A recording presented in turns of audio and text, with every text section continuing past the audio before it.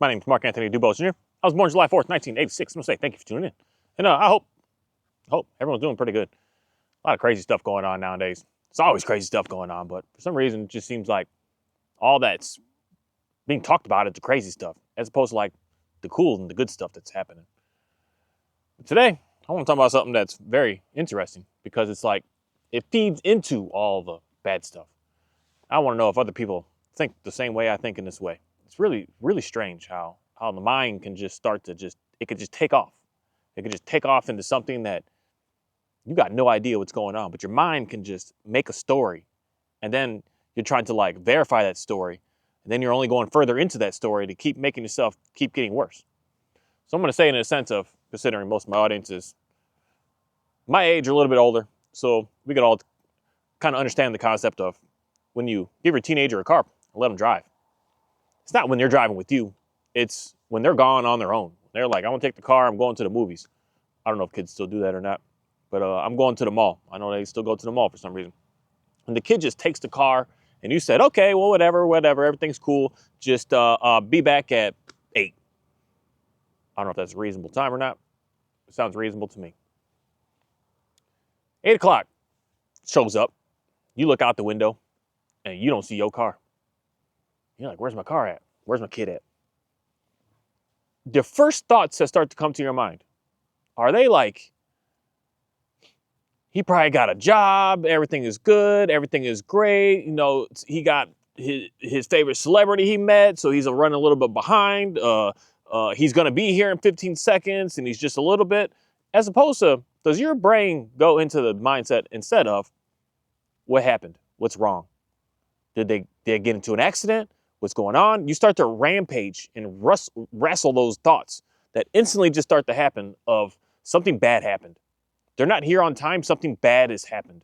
And in worst case scenario, you go to the point of, I don't think my child is even alive anymore type bad happened. Your thoughts can just lead you and lead you and lead you and lead you and lead you to this destructiveness.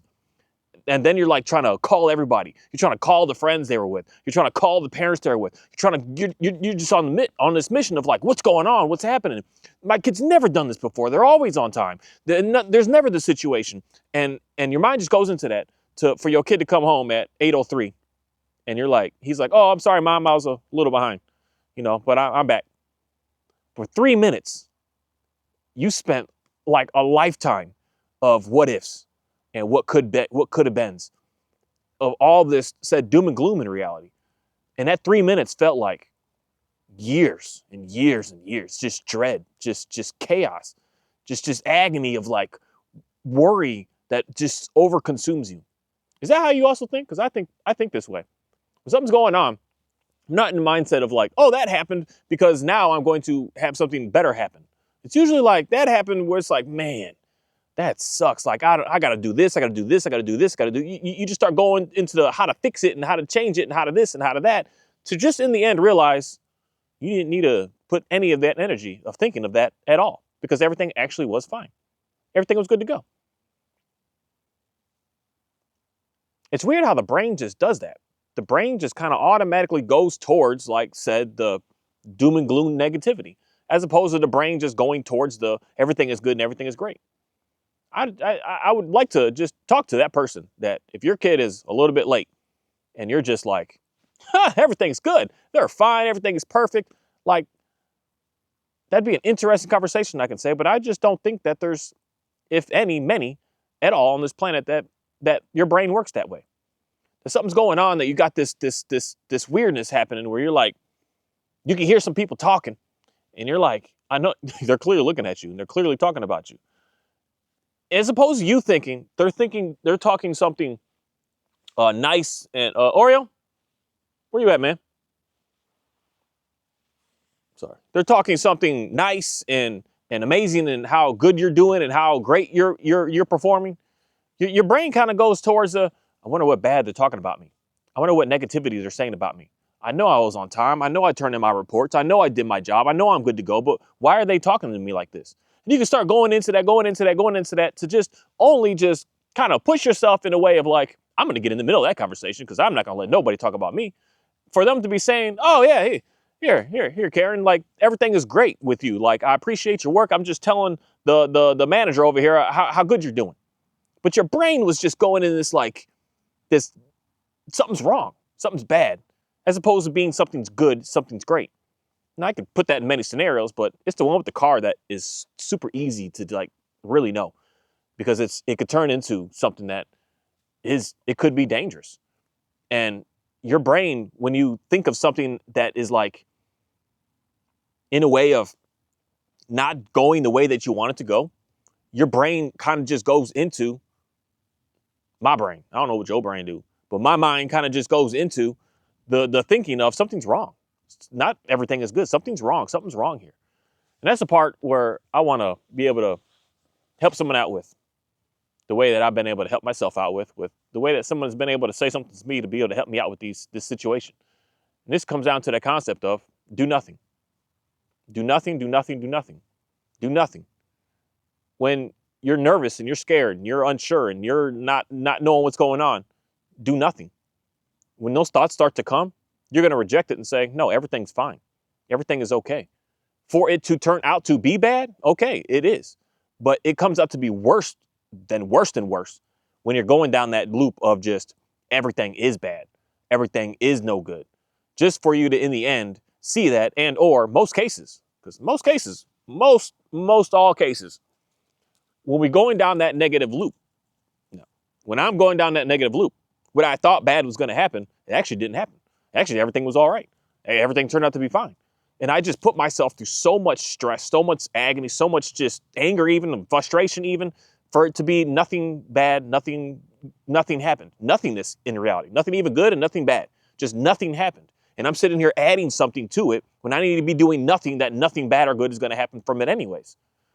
There's going to be that one time, maybe that one time in your life that you're like, oh man, what's going on? And something weird did happen. But still, even if something so-called bad happened, that's the part where I think I know for sure my own self is how to get the bad stuff to go away, but the bad stuff doesn't need to go away. I just need to learn how to be able to deal with the bad stuff, be able to handle the bad stuff, so that I can also be able to deal and handle with the good stuff. But the bad stuff is the part that it's just weird, but it's almost like that's where my brain likes to go towards. It doesn't really like to go towards like I'm going to wake up and all of a sudden someone's just going to drop a sack of cash and down my driveway. Like, I mean, that might be bad stuff depending on who dropped it. But still, someone could say that's a good thing. But in the end, it's a bad thing because the people that dropped it come back and are trying to find you. And you spent it all and they're like, you got a big sticky situation going on right now because someone's missing their money that they can't be missing that money. But everything in reality is kind of like that. We can see it to be a good thing, but it might actually be a bad thing. And it might be a bad thing, but it might actually be a good thing. That's why we can't really input anything extra into where we want it to go and just live. Knowing that if something said challenging comes, you got to get out of the thoughts. You got to just shut it up. You got to say, hey, shut up, dude. Shut up, dude. This is an unfortunate way. I don't like using that word shut up, but it still flows out of me that I'll stop it one day. But it still comes out of me because I can still say it to myself. I don't swear to myself no more, so I don't say that out loud no more. But I don't like the word shut up, but it's just straight up. But I am I'm not a child, so it is what it is. I wouldn't tell a child that. And I wouldn't even tell my dog that. I say all done. I'm trying to change all done to my own self. But I'll say, hey, because when that voice gets to going of like, something's wrong. They're not going to make it. They're not going to show up. The whatever. You got to get something done because I get this all the time. I'm always relying on people to get certain things done out here, like getting food for my cows, for instance. I got to rely on somebody to do that. I just can't do it. Even if I had my own equipment, I couldn't do it myself because I have to go to somebody else that has it that I can get it from. So I'm always relying on somebody. And pretty much all of us are all relying on somebody in some way. And the more that we're relying on somebody, the more there's room for error. And there's more room for just problems and weirdness that can go on. So for me, I'm like, I need some hay. So I call the hay person up and they're like, yeah, okay, I'll be there. And then all of a sudden I don't get a message or nothing for days. And I've been out of food. My mind goes towards, oh my goodness, I don't have enough. I'm not going to make it. I don't know where it's going to come from. I don't know how I'm going to do this. I got to go. I don't know. I don't even know what to do. But my mind just starts going into like, man, this sucks. As opposed to just nothing at all. And when I need it, it shows up. The guy's in the driveway. He's like, I'm here. I'm like, oh, awesome, man. And he brought me better stuff than I was even anticipating right now. It always seems to work out that way when I don't go towards that mindset of thinking into like things are bad and things are no good. and things are just horrible, and things are just stressful, and things aren't going to turn out good. Things are going to be bad, and things are going to make it worse for me. I literally have been, I guess it's the word saying, training, disciplining myself to be able to just tell myself to just, no, all done, man, all done. Get out of that. You're not going to go into that because there's no reason to, because the outcome is more than likely going to be a said positive, but not even. If it is a positive or negative outcome, the outcome isn't going to be the outcome that I'm perceiving it to be. My mind is, it can go crazy. It can go absolutely intense, just insane, to worst case scenario type stuff, to like life or death type stuff that is just absolutely destructive, as opposed to just going to the point of just everything's okay. Because right now everything's okay. Then I don't know what's going on. I don't know what's going to happen. But what's weird is, this is where things get complicated. This is where like trauma and everything can come in that we can put on our own selves. That's why a lot of times when we don't only get traumatized by what others do to us, we can get traumatized by what we do to our own selves. And I'm kind of trying to dig further into researching that concept of how we traumatize our own selves. Because this concept that I'm talking about here is a sticky one, because it puts you through loops.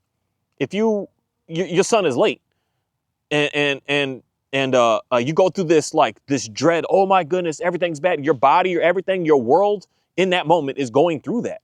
Even though it's not actually happening, it is actually happening because you're putting yourself in that. So when you put yourself in that, and then all of a sudden they come home 3 minutes later, and then you put yourself back into, oh, everything's fine, everything's good. You're looping back and forth with these intense emotions, intense emotions, as opposed to just taking said your emotions out of it, of just saying everything's fine, everything's gonna be okay. They're gonna be here, and then realize and find later on what actually does happen. But when you're going through these loops, you're traumatizing your own self. You're putting yourself in this like heightened stance of awareness of arousal that's just like really damaging to our bodies in reality, being in this doom and gloom dread, and your body just goes in it. Forget where your mind even is going for a second, but your body starts to reflect it. That's why it feels like it's hours when it's only 3 minutes. Something can happen that so like the loud noises and stuff with people that I'll tell half a story for a second of myself. Cars driving up behind me at night just terrified me for a while, because when I was, what was the year was that? 2006? I think 06. 06. I got shot on my birthday. A car rolled up behind me, and talking like back then. A car drove up behind me, and they let out, it was 9 straight rounds right at me. I was just riding my pedal bike. And that got in my brain of like, when a car would come up behind me, they're gonna clearly shoot me again. And it wasn't a pleasant experience. It hurt. I got hit 3 times in my legs, and one went all inside. It hurt. It didn't feel. It wasn't a hey, everything is okay. So that pain came to me. That literally, like in the moment, I was just like, oh, I don't know what's going on here. But later on, when I realized what actually did happen, and then the pain kicked in, I'm just like, that kind of stuck in my brain. And it's stuck in my brain to the point of like, every time I'm going somewhere in a dark sense, then a car is driving. It's not that the car is driving by. It's when the car has a slight change in its speed. If the car is going 30 and the car all of a sudden, I see it, because I don't know what it is, but I can like literally feel the cars today, because it's ingrained in me that it's, when it starts to slow down, that's when I'm like, what's going on? Even still to today, well, we're going on close to, man, that's 20 years ago now. That's crazy. 19 years ago that happened, or so 18 and a half years ago that happened. I still to today, if a car slows, I look. I don't get that whole what's going on with scared, but I get that look like what's happening. But the key thing is here is, this is the part where things get weird, because if I'm looking back and my brain goes towards, they're going to shoot me, they're going to do it again, this is going to happen to me again, this is about to go on right now, I'm forcing myself to, in reality, never get out of it, because I'm living it over and over and over and over and over and over and over again, over and over and over again. That's where I believe the said trauma actually kicks in. Not the moment that it happened, but it's the fact of just thinking about it over and over and over and over again, and not being able to learn how to just whatever. When that thought comes in of, oh my goodness, just throw it away and say, I'm not going down that. I'm not going down that rabbit hole. I'm not going to do that. I gotta focus on where I'm right now. I'm fine. Now, if I do see a guy and a gun hanging out the car again, I don't even know what to do today other than just run like a fool, but I'm just going to run. I'm going to act in that moment, but I'm not going to act based on something that's happened to me before. And it's not easy. This is some of the, I believe, most challenging things that we as a human can be able to like learn how to overcome is things that's happened to us that the only way I can say it is are stuck in our bodies. It's not even in our memory, but our body reacts to it. And then our mind starts to go into something. Whereas the body, we need to get the mind to be able to explain to the body, hey, actually, there's nothing going on right now. And that's the concept of shut all those thoughts down when they start to come in. You got to shut them down, shut them away. Because if all we're doing is redoing it over and over again, that's what's keeping us just extremely caged, not being able to get past it. And of course, I'm talking on a more, like, I wouldn't put that at an extreme level because I didn't have like I wasn't on life support and none of that. I didn't die and be relived or nothing like that. But I don't know. It was a bad situation, but it wasn't that bad.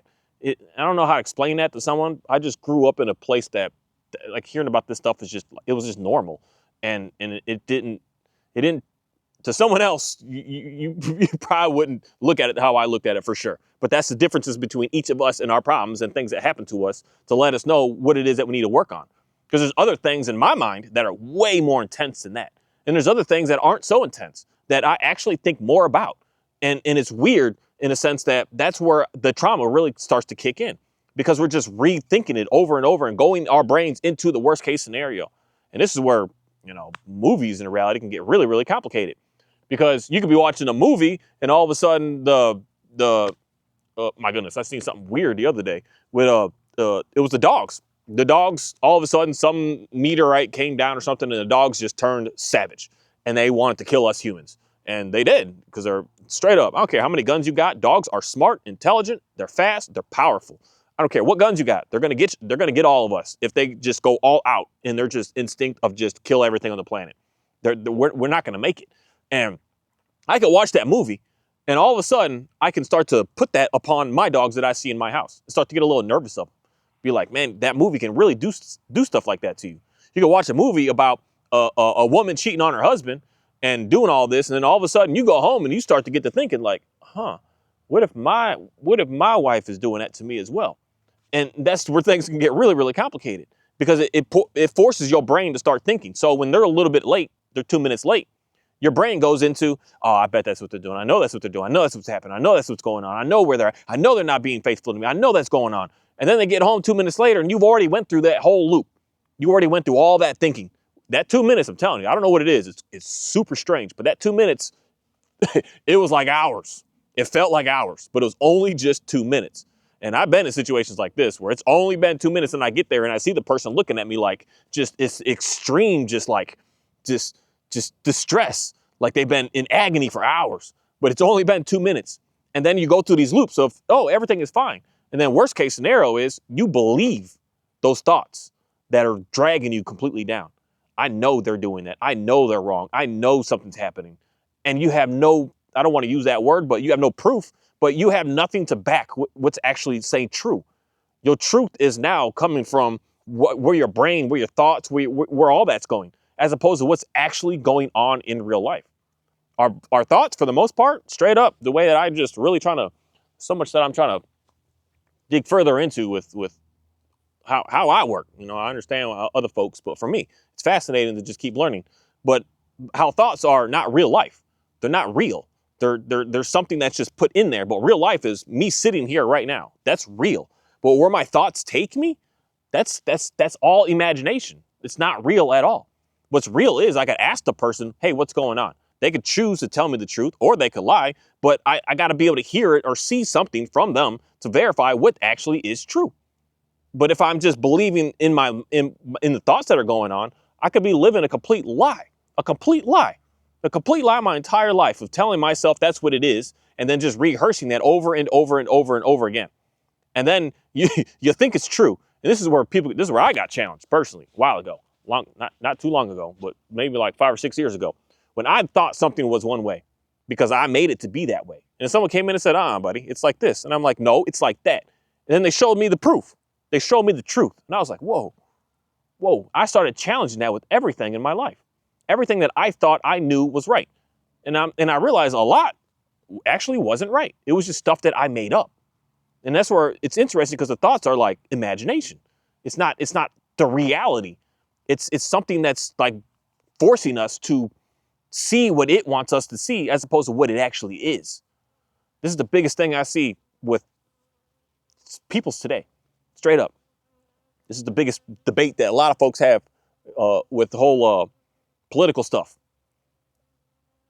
People want something to be a way, but it actually just isn't that way. But you keep spreading that same message over and over and over. Now people think it is that way when that's not the truth. The truth is the truth.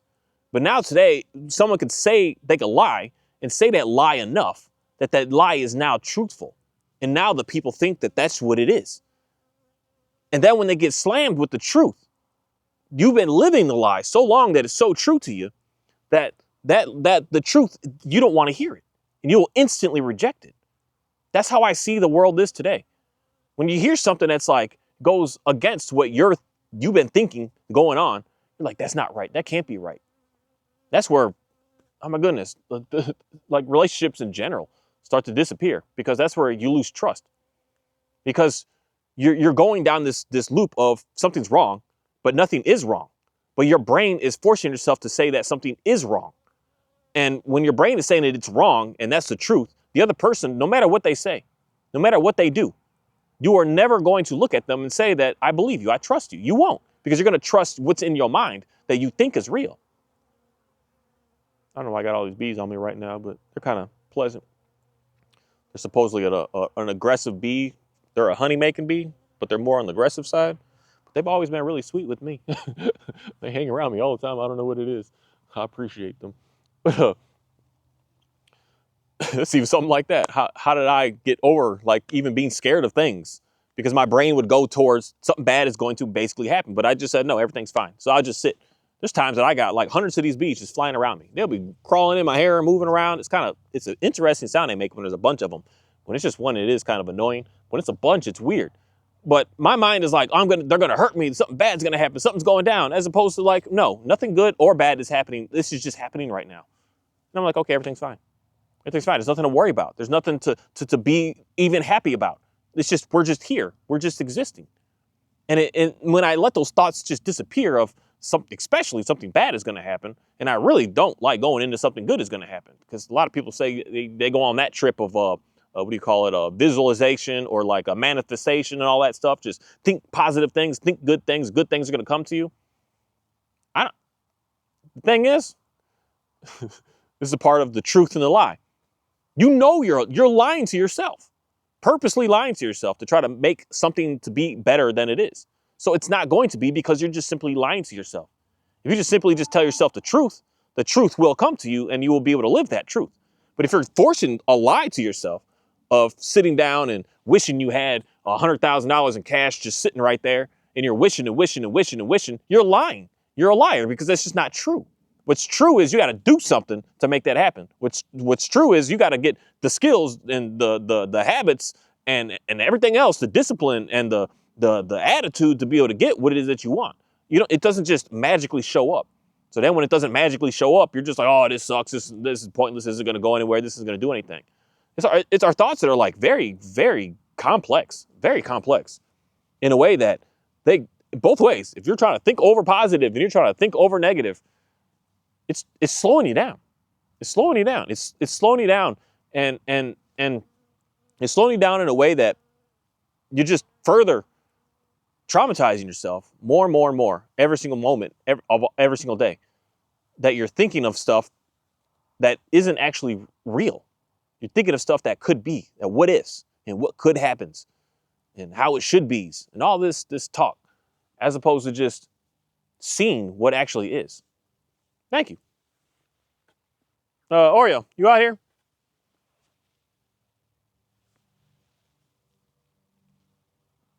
Got a bunch of chickens back here. Oreo, you out here?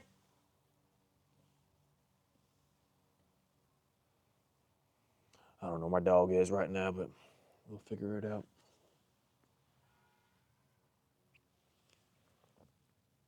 Oreo! I think he went back to the patio. Nope, there he is. Every time they don't come right away. That's the thing I'll say. I used to, go home. I used to say this a lot about my Dalmatian, especially that I was like, I think the girl is deaf. It's like, no, they ain't deaf. They just not listening to you because they doing something that's much more said meaningful in their life in that moment. They're not deaf. They paying attention. Because I've been verifying that, especially with that dog. Because when I first got her, she just never listened to me. She could be like 20 feet from me. She's like sniffing something. I'd be like, Ophi, and I get loud with it too. And she just would still be sniffing something. I was like, I think this girl is hard of hearing. Nah, they're just not listening. They're not listening because they're focused in on something. This is the thing that, man, I hope I can help someone out that's still here with this logic, just with your mind. Because I used to say, they're not listening because they're being said like disobedient. And this works with everything. Dogs, kids, coworkers, parents, everything, family, everything. They're not listening because they're being disobedient, as opposed to they're not listening because they literally can't hear you, period. So when my dog doesn't react when I first say something, I'm not going to say to myself, oh, he's being bad. He's being wrong. He's not wanting to pay attention to me. He's being disobedient. He's being disrespectful. No. He's doing something because he was just chewing on something. I don't know what he was chewing on, but he was so focused in on something and enjoying it so much that he didn't hear. He couldn't hear the language coming out of my mouth. I could go physically touch him and he would understand that. But me saying something, he's so focused. He's so into. This is the thing with especially like kids that are playing the video games, because I've been there with that. You're so focused in that game that your mom is calling you. Hey, Jason, you're in that game. You're gaming. You're not hearing anything. You are focused. You are in it. Especially you play game. I played like strategy puzzle games a lot. So you gotta I had to memorize everything. You got focus in it. You're not hearing nothing go on. So then when you go to that room, I've been calling you, and you're getting all this extraness. Again, with the thoughts. They're not listening. They're this. They're wrong. Why are they being so bad? As opposed to just don't think of any of that. Go see and assess the situation and figure out, oh, okay, that's what's going on right now. And you're never going to even get to that anger, because if you're already getting angry, then when you get to that person or that dog or anything, they're going to see that anger from you. Your body can't hide it. You're going to be displaying all this this negative. This works for everything, people. Your spouse is late. Your kids are late. You're going to have this negativeness to you. And then you see them, and you're going to start to police interrogate, drill them. Where were you at? What were you doing? How come you were late? What was this? And all this negativeness. And then they're just like, whoa, nothing's wrong. Like, everything's fine. I was just a little behind. There was an extra traffic. I was just in the game. I was playing a game. I was just eating something. I was just smelling on something. I was just running. You're doing something. But you're coming in with this negativeness. And then that person sees that and is like, I don't know. I don't know if I want to be with you right now. That's how you get a freaking perfect recall on a dog. Because when you don't come with that negativeness, they always want to come to you, no matter what. But when you have this why aren't you here? The dog's going to look at you like, I ain't trying to go next to that. Like, look how hostile you look right now. You might want to put hands on me right now. You might want to do something to me right now. So the dog wants to stay the heck away from you. And this is cool to, this the part of me said fast track my existence on this planet is doing stuff with these dogs. And I learned that real quick, that if I'm making up this story of what it could be and my body starts to go into this frustration, the dog wants nothing to do. He don't want to get nowhere near me. Nowhere near me. Nowhere near me. I don't even put hands on the dogs, and they don't want to be nowhere near me as if I do that, because they're scared of that may happen. Something may happen. They don't know what's going to happen, but something may happen, and that they don't want to get close to us. That's why when you call them and you got this, hey, get over here. The dog's not going to want to be anywhere near you. It's going to want to just keep running away from you. That's the logic with human beings. Everything, same way. Same way. When you're putting these stories in of what something is as opposed to what it is, you're struggling right now. You're struggling right. I just know it. You're struggling right now. You're putting yourself through more trauma, your own self, that no one else is doing to you. No one else has done to you. You're doing it your own self.